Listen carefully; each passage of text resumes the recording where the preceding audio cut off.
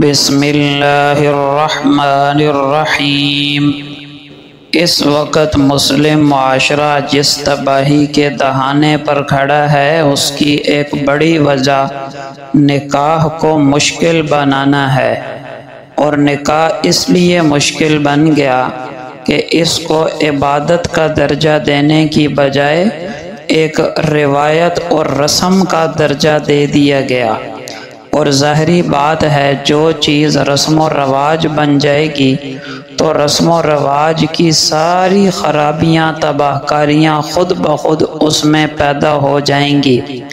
اسلام نے نکاح کو جتنا آسان اور سادہ بنایا تھا، آج ہم اسلام کے نام لیواؤں نے اسے اتنا ہی پیچیدہ اور مشکل بنا دیا ہے۔ ہمارے ذہنوں میں نکاح اور شادی کا لفظ آتے ہی لاکھوں کا خرچہ اور بجٹ گھومنے لگتا ہے۔ رسول اللہ صلی اللہ علیہ وسلم کا پاک ارشاد ہے کہ سب سے خیر و برکت والا نکاح وہ ہے، سب سے زیادہ خیر و برکت والا نکاح وہ ہے جس میں سب سے کم خرچہ ہو۔ لیکن ہماری حالت یہ ہے کہ ایک معمولی اور متوسط درجے کا آدمی بھی اگر اپنی بیٹی بیٹے کی شادی کرنا چاہے تو لاکھوں کے بجٹ کے حساب سے ہی وہ قدم اٹھاتا اور منصوبہ بندیاں کرتا ہے، چاہے قرضہ ہی کیوں نہ لینا پڑے، اور چاہے مرتے دم تک وہ قرضہ اتارتے اتارتے قبر میں کیوں نہ پہنچ جائے۔ یہی وجہ ہے کہ جب نکاح کو مشکل بنایا گیا تو بدکاری اور بے حیائی کے رستے آسان سے آسان تر ہوتے چلے جا رہے۔ لو میرج اور کورٹ میرج کے شرمناک اور حیا سوز واقعات آئے دن پڑھنے، دیکھنے، سننے کو ملتے ہیں، اور جنسی تشکین کی عیاشی اور جسم فروشی کے اڈوں پر ملت اسلامیہ کی بہو بیٹیاں نظر آ رہی ہیں۔ اللہ ہماری حفاظت فرمائے۔ مسلمان لڑکوں لڑکیوں کی عزت آبرو کو اس طرح برسر بازار نیلام ہوتے ہوئے شاید ہی آسمان نے کبھی دیکھا ہو۔ ہم اپنی ذمہ داری کا احساس کریں۔ اس افسوسناک صورتحال کے لیے صرف ایک فرد یا ایک خاندان نہیں، پورا معاشرہ ذمہ دار ہے۔ معاشرے کے با اثر اور درد مند افراد کو چاہیے کہ نکاح کو آسان بنانے کے لیے فیصلہ کن اقدامات کریں۔ نمبر 1، جتنے بھی بے تحاشا اور نام و نمود والے کھانے ہیں شادی بیاہ میں، ان کے رواج کو ہر قیمت پر ختم کیا جائے۔ نمبر 2، جہیز کا مطالبہ کرنے والوں کی حوصلہ شکنی کی جائے۔ یہ انسانی اور اسلامی غیرت کے خلاف ہے کہ لڑکی لینے والا لڑکی کے باپ سے ضرورت کی چیزیں بھی مانگنے لگے۔ نمبر 3، شادی سے پہلے اور بعد کی تمام رسم و رواج سے اس طرح پرہیز کریں جیسے خنزیر کا گوشت کھانے سے پرہیز کرتے ہیں۔ نمبر 4، کوشش کریں ولیمہ بالکل سادہ ہو، ایک ڈش ہو، اس سے عزت میں ذرا برابر کمی نہیں آتی۔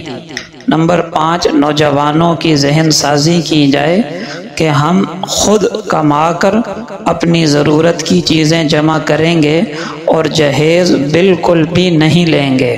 اور نمبر 6، والدین اور سرپرستوں اور بڑوں اور بزرگوں کو سمجھایا جائے کہ جوان ہونے کے بعد ایک جوان کی ضرورت ہے کہ وہ جانب مخالف کی طرف کھنچتا ہے۔ یہ نیچرل اور فطری چیز ہے، چاہے لڑکا ہو چاہے لڑکی ہو۔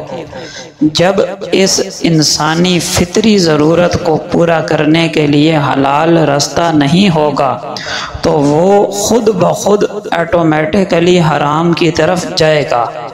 بہت ہی مشکل ہوگا حرام سے بچنا، الا یہ کہ کوئی بہت مضبوط پہاڑ جیسے ایمان والا ہو، ورنہ حرام کی طرف جائے گا۔ اور جنسی جوش کا جو زمانہ ہے وہ یہی ٹین ایج ہوتی ہے۔ 14-15 سے لے کر 23-24 سال تک یہ جنسی شہوت کے زور کا زمانہ ہے، تو سرپرستوں کو چاہیے بر وقت سادہ نکاح کرا کر بچے کی عفت اور عصمت اور آبرو کی حفاظت کا انتظام کریں، جس طرح اس کے کھانے کی، پینے کی، پہننے کی، پڑھائی کی، لباس کی، صحت کی، علاج کی، دوا کی ضروریات کا انتظام کرتے ہیں، تو اس کی پاک دامنی کی، حیا کی، عفت اور آبرو کی اور ایمان کی حفاظت کا بندوبست کیوں نہیں کرتے؟ اور ان ساری چیزوں کو بندوبست ہوگا نکاح سے، لہٰذا سرپرستوں کو بھی اپنی ذمہ داری کا احساس دلانا بہت ضروری ہے۔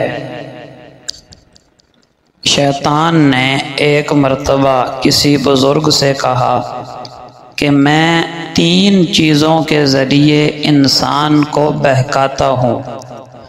نمبر 1 بخل۔ یہ حقیقت ہے کہ جو بندہ کنجوس ہے، بخیل ہے، اس کی ایک ہی وجہ ہے کہ اسے اللہ کے وعدوں پر کم اور شیطان کے وعدوں پر زیادہ اعتماد اور بھروسہ ہے۔ کیسے؟ اللہ کا وعدہ ہے کہ یمحق اللہ الربا ویربی الصدقات، اللہ سود کو تو مٹاتا ہے اور صدقات کو بڑھاتا ہے، اور حدیث پاک میں ہے ما نقصت صدقۃ من مال، صدقے سے مال میں کمی نہیں ہوتی۔ یہ تو وعدے ہیں اللہ اور اس کے رسول کے۔ دوسری طرف شیطان کا کیا وعدہ ہے؟ شیطان کہتا ہے الشیطان یعدکم الفقر، فرمایا شیطان تم کو فقر سے ڈراتا ہے، یعنی شیطان یہ کہتا ہے خرچ کرو گے تو فقیر ہو جاؤ گے، اپنی ضرورتیں کہاں سے پوری کرو گے؟ تو اب جو بندہ کنجوسی کر رہا وہ در حقیقت شیطان کے وعدوں پر زیادہ اعتماد کرتا ہے، اسی لیے شیطان نے کہا کہ میں بخل کے ذریعے اور کنجوسی کے ذریعے انسان کو بہکاتا ہوں۔ اور دوسری چیز ہے حسد۔ حسد کا معنی کسی کے پاس کوئی نعمت دیکھ لی، اب دل ہی دل میں کڑنا شروع ہو گیا، جلنا شروع ہو گیا کہ یہ نعمت اس کے پاس کیوں ہے، اس سے چھن کر مجھے مل جائے، یا مجھے نہ بھی ملے تو اس سے چھن جائے۔ یہ اندر ہی اندر جو کڑنا ہے یہ حسد کہلاتا ہے۔ یہ سینکڑوں اور گناہوں کا ذریعہ ہے۔ جب حسد ہوگا تو پھر اس بندے کے بارے میں جھوٹ بولے گا، اس پر الزام لگائے گا، اس کو تکلیف دینے کی کوشش کرے گا، غیبتیں ہوں گی، کئی گناہ پیدا ہوں گے۔ اور تیسری چیز جس سے میں انسان کو بہکاتا ہوں، شیطان نے کہا، وہ ہے نشہ۔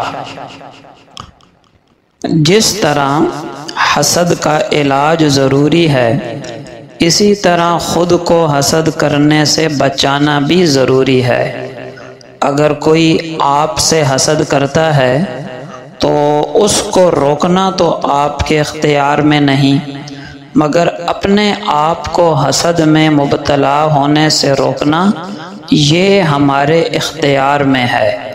لہٰذا ہم میں سے ہر ایک کو جائزہ لینا چاہیے کہ کہیں حسد جیسی خوفناک، خطرناک باطنی روحانی بیماری میرے اندر موجود تو نہیں ہے۔ اب ہم اپنا جائزہ کیسے لیں؟ جب ہم کسی کو راحت، سہولت، نعمت اور خوشیوں بھری زندگی گزارتے ہوئے دیکھیں تو کیا اس وقت ہم خوش ہوتے ہیں؟ اگر جواب ہاں ہے تو الحمدللہ، کیونکہ یہ ایمان والوں کی صفت ہے۔ لیکن اگر کسی کی نعمتیں، سہولتیں، خوشیاں دیکھ کر ہم غم زدہ ہو جائیں، جلنے اور کڑنے لگیں، اس سے نعمت چھن جانے کی آرزو کریں، تو یہ انتہائی خطرے کی گھنٹی ہے۔ آج سے بلکہ ابھی سے ہمیں اپنی اصلاح کا آغاز کرنا چاہیے، کیونکہ حسد کی بیماری کے بیج ہمارے اندر آ چکے۔ ان بیجوں کو پھلنے پھولنے سے بچائیں۔ اگر جائزہ لینے سے معلوم ہو کہ یہ بیماری میرے اندر موجود ہے تو اس کا علاج کیا ہے؟ علاج یہ ہے کہ جس سے حسد کیا جا رہا ہے اپنے نفس پر جبر کرتے ہوئے اس کی ضد یعنی اس کے اپوزٹ پر عمل کریں۔ اپوزٹ کیا ہے؟ اس کی تعریفیں کریں، اس کی نعمت پر خوشی کا اظہار کریں بتکلف، اس کے سامنے عاجزی سے پیش آئیں اور اس کا نام لے کر دعائیں کریں کہ اللہ پاک اس کی نعمتوں میں خوشیوں میں اضافہ کرے۔ بہت مشکل کام ہے، لیکن اگر اپنے دل کو گندا ہونے سے بچانا ہے تو کرنا پڑے گا۔ جب اس کا نام لے کر بتکلف دعائیں کریں گے تو ایک تو دل سے یہ گندی بیماری بھی دور ہوگی، اور دوسرا انشاءاللہ جب بندہ کسی کے لیے دعا کرتا ہے تو وہ دعا اس کے حق میں قبول ہو یا نہ ہو، اپنے حق میں قبول ہوگی۔ کیوں کہ جب ہم کسی کے لیے دعا کرتے ہیں تو وہی دعا فرشتہ ہمارے لیے بھی کر رہا ہوتا ہے۔